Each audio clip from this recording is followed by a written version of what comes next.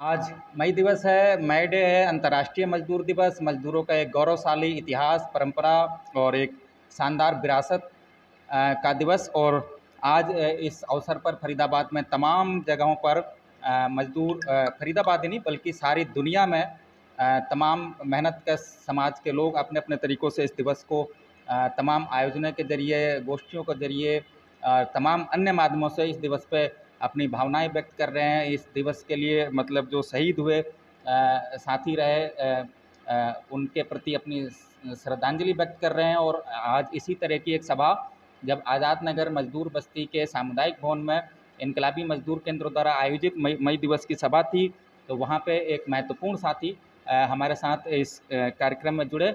हम इस अवसर पर जानेंगे उनके विचार, समझेंगे। एक साथी, एक छोटा सा आपका परिचय। मेरा नाम रामफल जांगड़ा है। मैं फरीदाबाद में रहता हूं और मूल रूप से मैं हरियाणा का रहने वाला हूं। तो आज आप कैसे देखते हैं मई दिवस को, और मजदूर समाचार के दर्शकों को क्या संदेश देंगे और मई दिवस के बारे में क्या बताना चाहेंगे? देखिए, मजदूर दर्शकों को तो मैं यही कहना चाहूँगा कि देखिए, जब जब इस देश के अंदर जितने भी जो क्रांतिकारी हुए हैं, जो समय समय पे आज मई दिवस क्यों मना रहे हैं, हम हमारे सामाजिक योद्धाओं को क्यों याद कर रहे हैं, इसके बहुत बड़ी चीज़ है। क्योंकि एक तरफ ब्राह्मणवाद ने सामाजिक योद्धाओं को, जो सामाजिक क्रांतिकारी जो लोग थे, चाहे वो मजदूरों की लड़ाई लड़ने वाले थे, चाहे वो किसानों की लड़ाई लड़ने वाले थे, चाहे तमाम तरीके की जो और जो मजदूर जो जातियाँ जो फैक्ट्रियों में काम के अलावा जो अपना छोटा छोटा व्यवसाय कर रहे हैं, आज उन शहीदों को इसलिए याद कर रहे हैं कि उन्होंने हमारे लिए उस दौर के अंदर इतना संघर्ष किया हमारे को, और यहाँ तक लाके छोड़ दिया कि आप अपनी बात सामने वाला, चाहे वो फैक्ट्री का मालिक हो, चाहे वो कोई बिजनेसमैन हो, आप अपनी बात मुखरता से रखिए। लेकिन दुर्भाग्य ये हुआ, इस देश के अंदर राजनीतिक पार्टियों ने मजदूरों की वो दशा बिगाड़ के रख दी कि समय समय पर जैसे सत्ता चेंज होती रही, पहले 8 घंटे का काम संघर्ष करके टाइम रखा गया था, और उसके बाद में आज वर्तमान में जो परिस्थितियां हैं वो 12 घंटे कर दी है। तो मजदूरों का इस देश के अंदर सबसे बड़ा रोष इस बात का है कि ये निकम्मी और नालायक जो सरकारें हैं, ये कम से कम इतना तो ध्यान रखती कि आप तो आलीशान बंगलों में, हवाई जहाज़ों में ऐसो आराम करते हो, जो रेलवे कॉलोनियों के सहारे, गंदे नालों के सहारे, और 3-3 पीढ़ियां जिन बच्चों की, जिस माँ बाप ने झुग्गी झोपड़ी में रह करके आज उन बच्चों को तैयार किया। दुर्भाग्य ये है कि आज शिक्षा के जो संसाधन थे वो भी प्राइवेट कर दिए 90 के बाद में। अब कहाँ जाएं? यूनिवर्सिटियों के अंदर, कॉलेजों के अंदर भी 2 साल तक पढ़ाइयाँ बंद कर दी है। आज इस देश का चाहे दलित हो, चाहे ओबीसी हो, चाहे माइनॉरिटी हो, और वह सब के सब हैं कौन, ये बात हम लोगों को समझनी पड़ेगी। क्योंकि वो सारे के सारे इस देश में मजदूर हैं, और मजदूरों का ना ही तो कोई राजनीतिक में हक है, ना ही कोई शिक्षा में हक है, ना ही रोजगारों में हक है। और रही हुई बात, जो 8 घंटे काम था वो 12 घंटे कर दिया। अब ये सोचने की बात है। और मैं तो ये कहना चाहता हूँ आपके माध्यम से उन बीजेपी के और आरएसएस के, इस देश के जो निकम्मे जो लोग हैं, अरे भाई, आज आप हॉस्पिटलों में जाके तो देख लो एक बार क्या हालात है। आप शिक्षा का देख लिए ना, निजीकरण कर दिया है, और ये हालात हमको कहाँ लेके जाएंगी? आपके आने वाली पीढ़ियां बीजेपी के जिस घरों में झंडे लगे हैं, और बीजेपी के जो लोग अपने बच्चों को हिंदू और मुस्लिम करने का जा रहे हैं ना, वो देख लेना, भरी जवानी के अंदर आप पछताना पड़ेगा। क्योंकि आज आपने बात कहनी चाहिए कि 200 रुपये सरसों का तेल है, आज आपने बात करनी चाहिए 1000 रुपये का गैस सिलेंडर है। ये मजदूर है जो 3 पीढ़ियां होगी इसकी, वो गंदे नाले के साथ रह रह करके आज उसने सोचा था कि शायद मेरा बेटा कहीं किसी यूनिवर्सिटी में जा करके एडमिशन लेगा और ये डॉक्टर बनेगा, ये प्रोफेसर बनेगा, ये नेता बनेगा। लेकिन इन आरएसएस के लोगों की वजह से आज सारे का सारा वो चीज़ तो छोड़ियो, हमने जो मिलनी थी, लेकिन 3 पीढ़ी का बनाया हुआ जो साधन था, जो छोटा सा एक 25 गज की जगह थी, उस पर भी बलडोजर चला दिया। आज इस देश के अंदर राम राज नहीं है, बलडोजर राज आ चुका है। और जब तक ये लोग हम तो सोचने वाले हैं, समझने वाले हैं, डंके की चोट पे ये बात कहते हैं। हम अपना अधिकार लेके लेंगे, आपके हलक में हाथ डाल देंगे। अगर आपकी पुलिस में, आपकी सरकार में कोई भी ताकत है तो सीधे मजदूरों पे आप आइए ना। आप एक एक करके छटनी करके, कभी आप दिल्ली में दंगे करवाते हो, कभी आप लखनऊ में दंगे करवाने का प्रयास करते हो।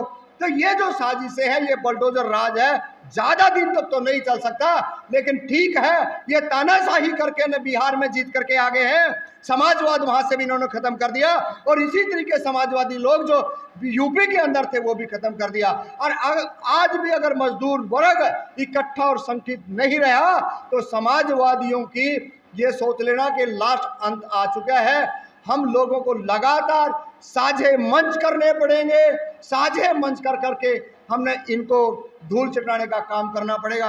अन्यथा इसी तरीके से बुलडोजर राज और शिक्षा, रोजगार ये हमारे से लगातार छीनते जा रहे हैं। कॉमरेड, आज एक खास अवसर है, मई दिवस का अवसर है, तो कुछ सवाल उसके बारे में हम आपसे करेंगे। हम ये आपसे पूछना चाहेंगे, थोड़ा सवाल निराशा पैदा करने वाला हो सकता है, लेकिन मेरी समझ से महत्वपूर्ण सवाल है कि हिंदुस्तानी आवाम, हिंदुस्तान का मेहनत कश आवाम, मेहनत कश जनता का जितना जुड़ाव गाय से, रामायण से, महाभारत से, या हिंदू मुस्लिम के बीच के जो अवधारणा है, धार्मिक विद्वेष की जो बातें हैं, या इन चीज़ों में जितना जनमानस जुड़ता है, उसको लगाव महसूस होता है, आज मई दिवस के खास अवसर पर ये कहते हुए बड़े अफसोस के साथ ये कहना पड़ रहा है कि हिंदुस्तान का मेहनत कश आवाम उसी हिसाब से, मतलब मई दिवस के कार्यक्रमों से, मई दिवस के आयोजनों से, या मई दिवस के विरासत से उस स्तर पे जुड़ नहीं पाता है, उसको अपना मान नहीं पाता है, उससे उस तरह का लगाव नहीं समझ पाता है, बना पाता है। इसके आप क्या कारण समझते हैं, और इस चीज़ को बेहतर किया जा सके, इसके क्या उपाय सुझाएंगे? देखिए, आज मई दिवस है और आपका बिल्कुल सटीक सवाल है कि मई दिवस के ऊपर लोगों के अंदर जो जागृति होनी चाहिए थी वो नहीं है। हम एक्सेप्ट कर रहे हैं। क्यों कर रहे हैं? क्योंकि इस देश के अंदर जितने भी सामाजिक योद्धा जो हुए, मैं बार बार कह रहा हूँ सामाजिक योद्धा, आज सरस्वती को माना जाता है लेकिन सावित्रीबाई फुले को नहीं बताया जाएगा। आज इस देश के अंदर राम की बातें आ जाती है जो कथाकथित काल्पनिक है, लेकिन ज्योतिबा फुले को नहीं बताया जाएगा जो इस देश के अंदर लगातार उन्होंने इस ब्राह्मणवाद का विरोध किया। तो ये ऐसी ऐसी चीजें हैं, ब्राह्मणवाद ने, ब्राह्मणों ने, मैं तो सीधा डंके की चोट पे कह रहा हूं, उन्होंने इस देश का बेड़ा गर्क करने में सबसे बड़ा योगदान रहा है। और भगत सिंह ने एक बात कही थी, अगर इस देश के, मैं कह रहा हूं वो ब्राह्मणवादी लोग भी सुन ले, कि क्रांति और राज जब ही आ पाएगा जब आप संघर्ष करोगे। कहीं आप ये सोच रहे हो ना, कहीं सुबह उठते ही किसी सुंदरी की तरह कोई आपको बाहर दिखाई दे जाएगा, कोई सुंदरी की तरह राज में नहीं दिखाई देगा, और ना अपने हक अधिकार पड़े मिलेंगे आपको। अगर आपको हक चाहिए, अधिकार चाहिए, तो आपको जमीनी सतह पे आपको लड़ना ही पड़ेगा। और लड़ने के लिए आपको हर समाज के, हर वर्ग के उन लोगों से बात करनी पड़ेगी। क्योंकि देखिए, इस देश के अंदर संविधान बनाने वाला एक अछूत जिसको माना गया, लेकिन भारत देश का संविधान के अंदर ठीक है, कुछ लोग उससे सहमति जताते हैं, कुछ लोग असहमति जताते हैं, लेकिन मैं ये कहता हूँ 8 घंटे की जब बात आई ना, इस लेबर की बात आई, मजदूरी की बात जब आई, तो इस देश के संविधान के अंदर 8 घंटे किया गया था। लेकिन कुछ लोग इस बातों से कतराते हैं क्योंकि कहीं ना कहीं बवाल ना हो जाए। और बवाल, भैया ये तो बवाल स्वाभाविक बात है। आप सरस्वती की बात करते हो, हम कहते हैं फातिमा शेख की बात क्यों नहीं करते हो? इस देश के अंदर हिंदू, मुस्लिम, सिख, ईसाई सारे के सारे लोग हैं। हम भारत के लोग, हम भारत में रहने वाले इस देश के अंदर किसी धर्म, किसी जाति को मानते हैं। अगर भारत देश के अंदर हमने अगर अपनी एकता की बात करनी पड़ेगी तो इस जातिवाद को, जहर को खत्म करना पड़ेगा। और जब तक जातिवाद खत्म नहीं होगी, इंटरकास्ट शादियां नहीं होंगी, और बराबर में एक साथ बैठ करके हम खाना, भोजन, विचार एक साथ नहीं करेंगे, इसी तरीके से हमारे को वो लोग पीछे रखने का काम करेंगे। और अगर हम एक साथ पर एक मंच पे आ गए तो आज मई दिवस की हम बात कर रहे हैं। क्यों मई दिवस याद कर रहे हैं? इसीलिए याद कर रहे हैं कि वो लोग, वो हमारे भाई, वो क्रांतिकारी हमारे लिए लगातार संघर्ष करके अपने खून की बलिदानी दी है, सीने पे लाठियां खाई है, गोलियां खाई है, और उसके साथ जो जिसको मारा गया वो तो मारा गया, जो बचे जो मजदूर थे उन मजदूरों के ऊपर झूठे आरोप लगा करके, जैसे कि उदाहरण के तौर पे अभी किसान आंदोलन जब चल रहा था देश की राजधानी में, तो तमाम जो हिंदूवादी लोग थे, आरएसएस के लोग थे, बजरंग दल के थे, करनी सेना के थे, वो क्या कह रहे थे?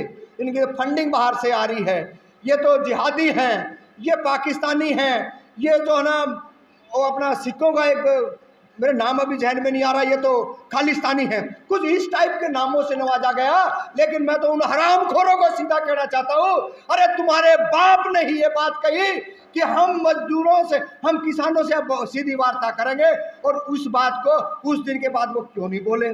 तो ये सारे का सारा सिस्टम जो है मजदूरों को, किसानों को, दलितों को, वंचितों को, शोषितों को दबाने का है। और हम इस देश के अंदर लगातार मुखरता से अपनी बात को कहेंगे। और आज तो यह है कि मजदूर क्रांति में भी बढ़ोतरी है, ब्राह्मणवाद का लगातार खात्मा होता जा रहा है, सामाजिक, हमने तो आज तक ये जानकारियां नहीं थी, लेकिन आज हमने पहली क्लास के अंदर एडमिशन ले लिया है, हमने हमारे बच्चों को दिल्ली यूनिवर्सिटी के अंदर, जेएनयू के अंदर भेज दिया है। वो कल ने बात करेंगे और आपके सीना फाड़ के रखेंगे। सीना फाड़ने का मतलब ये नहीं है कि आपकी बातों का जवाब देंगे और अपने हक अधिकार छीनेंगे। आप कितना रोकते हो, हमें रोक करके दिखाओ। पक्ष में कह रहे थे। और मैं जो बात है मुख्यतः मई दिवस का, जो 8 घंटे के कार्य को लेके जो पूरी दुनिया के भीतर में एक जलजला फैला, तो खाली जो है वो अमेरिका के भीतर का नहीं रहा है, अब वो इंटरनेशनल हो चुका था वो लड़ाई। और उसके बाद से दुनिया के भीतर में जो दुनिया के छठे हिस्से पे जो मजदूरों का अपना राज कायम था, तो उसने जो और चीज़ों को और ज़्यादा स्थापित किया, ठीक है। और उस जब खास तौर पे रूस के भीतर में जो 1917 में क्रांति हुई, तो उसमें स्थापित उन्होंने पहले दिन से किया इन चीज़ों को कि कितने घंटे का कार्य दिवस होना चाहिए, बहुत ज़्यादा उन्होंने जो है एक मिसाल कायम करी। और देखेंगे कि जब पूरे दुनिया के छठे हिस्से में मजदूर राज है, उस समय में भारत के भीतर में भी एक मुक्तिकामी आंदोलन चल रहा था, जिसमें भगत सिंह और तमाम ऐसे क्रांतिकारी रहे हैं। और ये जो लोग थे, क्योंकि सत्ता जो है आप भारत के भीतर में सामंतवाद के खिलाफ में लड़के पूंजीवाद जो है नहीं आया है, वो सत्ता जो हस्तांतरण जो है हुआ है, तो उसमें जो है थोड़ा एक समाजवादी जो मुखौटा जो है जो पहनना था उनको, अपनी सत्ता जो है हाथ में रखनी थी, तो उस चलते जो है एक डर था उनके भीतर में, ख्वाब था, और एक आंदोलन जो चल रहा था। तो भारत के भीतर में भी जो है उन सारी चीज़ों को जो है संविधान में जो है लागू किया गया। और मुख्यतः श्रेय इसमें जो है भारत के जो मजदूर आंदोलन गिरोह कर रहा है, इससे हमें सचेत रहना होगा। और आज खाली ये मुसलमान, जैसे मैंने कोटेशन पहले भी पढ़ा था कि जब भारत छोड़ो आंदोलन का जिक्र आया था, तब इसी गोलवलकर ने लिखा था कि देश के हिंदुओं अपनी शक्ति को अंग्रेजों से लड़ने में व्यर्थ न गंवाएं, अपनी शक्ति को अंग्रेजों से लड़ने में व्यर्थ न गंवाएं, इसे अपने असली दुश्मनों, मुसलमानों, ईसाइयों व कम्युनिस्टों से लड़ने के लिए बचा कर रखें। यदि अंग्रेज राज कर रहा है, करने दो, कोई दिक्कत नहीं है, इनसे मत लड़ो। तुम्हें लड़ना है मुसलमान से, तुम्हें लड़ना है ईसाई से, तुम्हें लड़ना है कम्युनिस्ट से। कम्युनिस्ट से क्यों लड़ना है?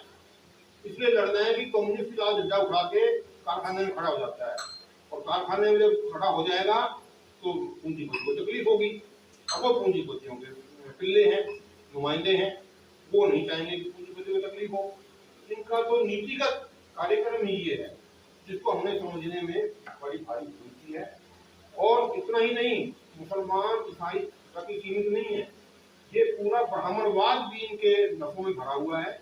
और ब्राह्मणवाद का इतिहास अगर आप पीछे जाओगे, मैं उसमें डिटेल में नहीं जाना चाहूँगा, उसमें केवल ब्राह्मण ही सब कुछ था, और उसी ने सबको शोषण करना था। और एक एक करके पहले इसको मुसलमान को मार लो, फिर ईसाई को मार लो, उसके बाद सिखों का नंबर आ जाएगा। और दलित तो उनके निशाने पे हमेशा से नहीं है। अभी पिछले कितनी जगह कितने कांड हुए हैं जहाँ पे दलितों को उन्होंने लपेटा है, किस तरह से उनका शोषण किया है, किस तरह से उनके साथ अत्याचार हुए हैं। आज भी ड्रामे तो कर लेंगे ये, मोदी जाके पैर तो धो लेगा, पर ये नहीं पता पैर पहले कितनी बार धुआ के उसके पास गया था। वो दलित के घर में खाना खाने जाएगा तो कितने ड्रामे करके जाएंगे, वो पर्दे के पीछे की बातें हैं। लेकिन बेवकूफ बनाने के लिए सब कुछ करेंगे और हमें उनकी इन चालों से सचेत रहना होगा। हमें अपने बीच से जाति और धर्म की इन दीवारों को मिटा के और मजदूर वर्ग, कमेरा वर्ग को एकजुट होकर इन चोरों से, लुटेरों से, फांसीबाजों से लड़ना होगा, तभी हम कुछ कर पाएंगे। इसके अलावा हमारे पास रास्ता नहीं है। इस दौर में हम मना रहे हैं साथियों कि देखेंगे कि आज हमारे देश में जो सरकार है वो क्या कर रही है साथियों, कि चाहे सरकार हो चाहे टीवी चैनल के माध्यम से ये नहीं दिखाते हैं कि आज मजदूर दिवस है, टीवी पे दिखाएं, चाहे साथियों को बारे में बताएं कि आज के दिन जो हमारे शिकागो शहर में जितने मजदूर साथियों ने खून बहा के जो अपना हक अधिकार जो हासिल किया था, 8 घंटे की ड्यूटी, 8 घंटे मनोरंजन और 8 घंटे का जो और चीजें है ना उस पर किया था साथियों हम लोग देखेंगे कि जो हम लोग के पीछे जो नाम है, 4 घर है और 4 घर नाम है साथियों, वो नाम आप देखेंगे कि हम लोग को पढ़ने में ज्यादा नहीं आएगा, क्योंकि पूंजीवादी व्यवस्था यही चाहता है कि जो मजदूर है वो शिक्षा न ले पाए साथियों। वो शिक्षा पे ज्यादा जोर देती है, प्राइवेट चीजें कर रही है, जो गरीब लोग हैं वो पढ़ नहीं पा रहे हैं, जो गरीब मजदूर है वो भी नहीं पढ़ रहे हैं साथियों। आप देखेंगे कि ज्यादातर लोग इसको न पढ़ ही नहीं पाएंगे। अब अल्बर्ट पार्सन जो मजदूर नेता है साथियों, आप सोचिए जो पूरी दुनिया में जो मजदूरों को जो अधिकार मिला है, तो साथियों जो पहले के जो मजदूर साथी थे वो अपने खून पसीना बहाए शिकागो के शहर में सड़क पे साथियों, तब जाके 8 घंटे की ड्यूटी और साथियों मिली है। लेकिन आज के दौर में देखेंगे कि सारी चीजें छीनती जा रही है। हम भी कंपनी में नौकरी करते हैं, पहले 8 घंटे ड्यूटी था, अब उसको 12 घंटे कर दिया है, किसी को पता ही नहीं चला कब 12 घंटे हो गया, क्योंकि हम जो हमारे अखबार आते हैं उस पर हम पढ़ाई लिखाई नहीं करते, और जो साथियों के पास जो राजनीतिक चेतना जानी चाहिए वो जाती नहीं है साथियों। तो हम लोग जो पूंजीवादी व्यवस्था है, हम लोगों को 100 साल पीछे जो अभी साथियों ने बताया वो निश्चित तौर पे ढकेल दिया है साथियों। हम लोग को सोचना समझना पड़ेगा कि पहले लोगों को नौकरी पकड़ पकड़ के लगाई जाती है साथियों। आज इतनी बेरोजगारी बढ़ गई है कि मालिक बोलता है कि तुम्हें काम करना है तो 16 घंटा करो, नहीं तो अभी नौकरी से बाहर चले जाओ, गेट पे 4 खड़े रहते हो साथियों। तो आप हम लोगों को ये चीजें सोचनी समझनी पड़ेगी, और सरकार यही चाहती है साथियों, हम लोगों को जो टीवी चैनल के माध्यम से दिखाती है कि दिल्ली में दंगा हो गया, तो जो मजदूर साथी है वो ये भी कहते हैं मुसलमान ने पत्थर फेंक दिया, रैली जाए कि हनुमान जी की और मुसलमान ने ऊपर से पत्थर फेंक दिया साथियों। लेकिन साथियों ये नहीं जानते हैं और ये नहीं बताते हैं कि जो हमारे श्रम कानून थे वो खत्म कर दिए गए, वो कहाँ जाएंगे, मजदूर को वो नहीं बताया जाता साथियों हमें ये बताया जाता है कि मुसलमान ने दिल्ली में पत्थर फेंक दिया, वहां पर दंगा हो गया। ये बताया जाता है कि पंजाब में मंदिर को तोड़ दिया गया, वहां पे कुछ लोगों ने दंगा फसाद कर दिया साथियों। ये 24 घंटा टीवी चैनल पे दिखा रहा है साथियों। तो साथियों आप देखेंगे कि कुछ दिन पहले जो किसान आंदोलन कर रहे थे, अपने हक के लिए आंदोलन कर रहे थे साथियों, लेकिन उनकी ताकत थोड़ी मजबूत थी, तो अपने अधिकार को थोड़ी बहुत लेके उसके बाद हासिल कर लिए साथियों। आज हमें भी जरूरत है साथियों कि जो शिकागो शहर में, जो अमेरिका के शिकागो शहर में जो लड़ाइयाँ हुई थी, जब उनका चल रहा था सभा, तो बम फेंका पूंजीपतियों ने और आरोप लगा मजदूरों पे और मजदूरों के नेताओं पे, और उनको सजा हुई। और फिर इसके बाद गोली चलाए पुलिस वालों ने, कितने लोगों की मौत हुई। तो साथियों आज भी वही बात है, वही सरकार है। 2012 में जो मारुति का वो कांड हुआ था, वहाँ भी ऐसे ही हुआ था। जो मैनेजर था वहाँ का, उसको भी आग लगाया फैक्ट्री मालिकों ने, और मजदूरों ने उनका खोद दिया गया था और उनको भी जेल में डाल दिया गया। कितने लोग आज वहाँ से रिहा हुए और कितने लोग अभी उसी में हैं। तो साथियों आज वही यहाँ भी वही सरकार है जो सब कुछ करने को तैयार, सभी अफसर उनके। तो ऐसा ही आज भी है। हमें ये नहीं सोचना चाहिए कि जो 86 की घटना थी और आज में कोई फर्क है। तो साथियों, आज भी जो 8 घंटे काम के, 8 घंटे आराम के, 8 घंटे मनोरंजन के थे, तो आज तो खत्म हो गए और छीन लिए गए। आज भी हम अगर 8 घंटे काम करेंगे, इनके पैसे में हम अपने परिवार का गुजारा नहीं कर पाते और हमें मजबूरी में 16 घंटे, 12 घंटे, 24 घंटे तक काम करना पड़ता है। तो साथियों, हमें ध्यान ही देना चाहिए। जो केंद्र में सरकार है महिलाओं के लिए बात करती है कि ये जो RSS है कि महिलाएं तो बस बच्चा पैदा करने के लिए है और घर में रहने के लिए है और इसके अलावा कोई काम नहीं है इनका।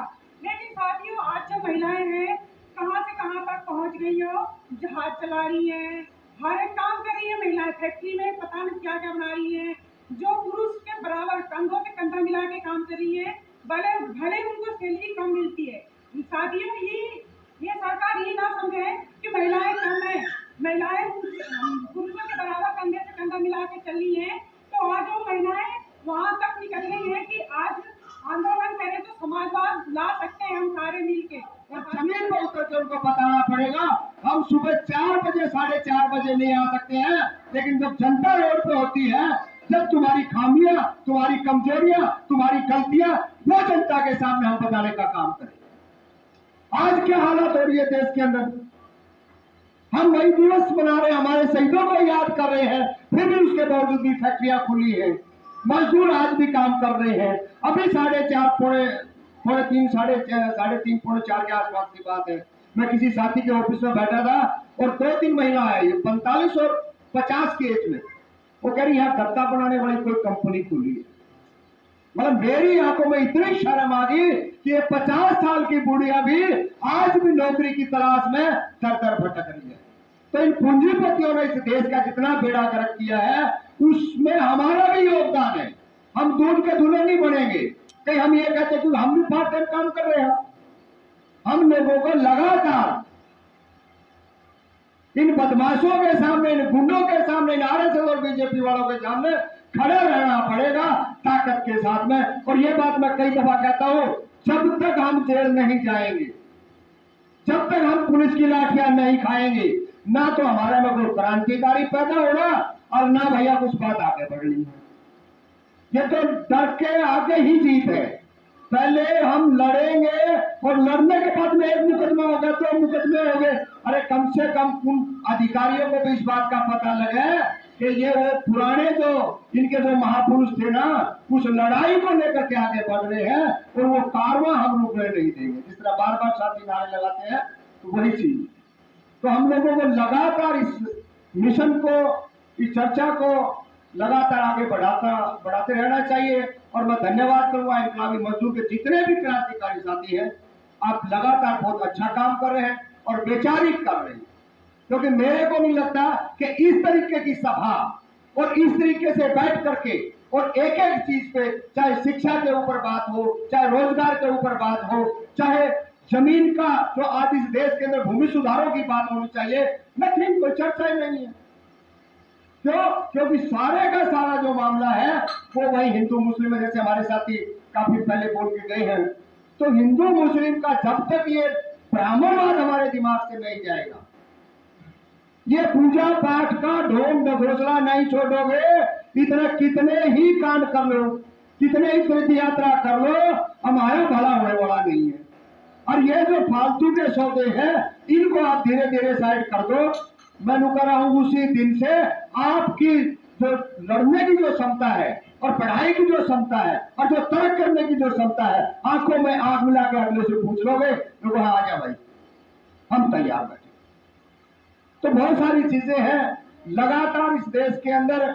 अभी लखनऊ के अंदर क्या हुआ है, कहीं सूर का मांस फेंक दिया, कहीं कुरान फाड़ दी, कहीं कुछ कर दिया। तो ये सारे के सारे जो साथियों ने कहा वही है कि आपको मजदूर बनाए रखने का एक षड्यंत्र है। पहले तो आप इस यात्राओं पे लगे रहो, क्योंकि जेल यात्रा तो करनी नहीं। एक पुलिस वाला अधिकारी अब आ जाए यहाँ पे कहे बंद करो प्रोग्राम। साथियों, फरीदाबाद एक औद्योगिक नगर है। शोषण यहाँ आपसे नहीं हो रहा, पूरे देश में हो रहा है, लेकिन हम जहाँ रह रहे हैं हम वहां की समस्या की बात करें तो ये औद्योगिक क्षेत्र फरीदाबाद में 1947 जब भारत और पाकिस्तान अलग अलग हुआ तब यहाँ पर बनाया गया।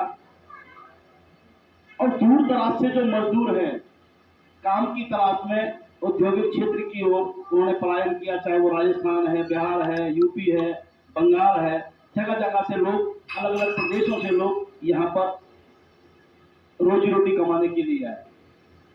जब सरकार ने औद्योगिक क्षेत्र बनाया तो मेरा मानना है कि सरकार को यहाँ पर मजदूर बस्तियां भी बनानी चाहिए थी, मजदूरों के लिए कॉलोनियां भी बनानी थी।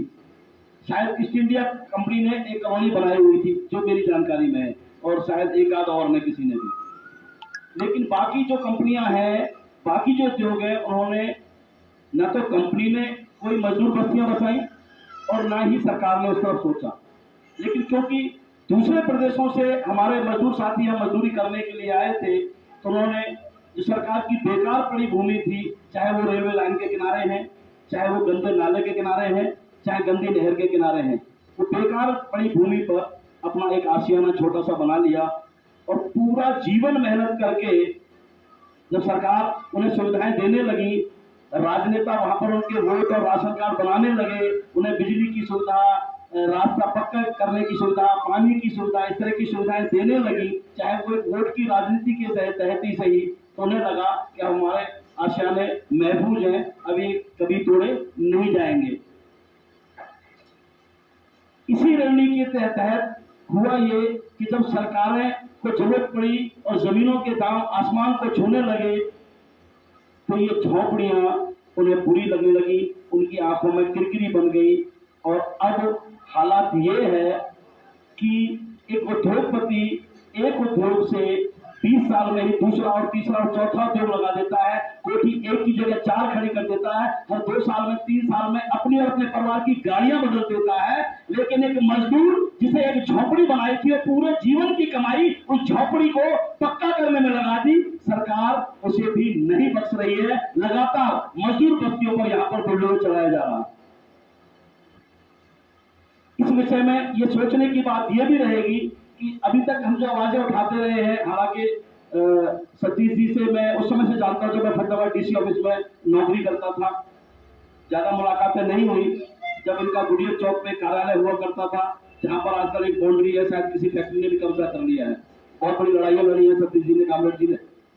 वहीं से मजदूर मोर्चा में एक बार मेरे को जाने का मौका मिला था, तो मैंने जब भी देखा है मजदूर जितनी भी यूनियन आई है, जिस सरकार जिसकी रही है, उस पार्टी ने अपना एक संगठन मजदूरों का भी बनाया हुआ है, चाहे वो कांग्रेस की सरकार रही हो और शायद भाजपा वालों ने बना रखा होगा।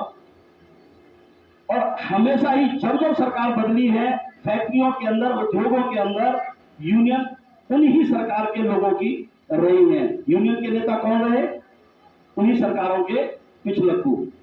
यही बात वजह है कि मजदूरों का शोषण लगातार बढ़ता रहा। हमने मांगा भी तो क्या, महंगाई भत्ता बढ़ा दो, हमारी तनख्वाह बढ़ा दो।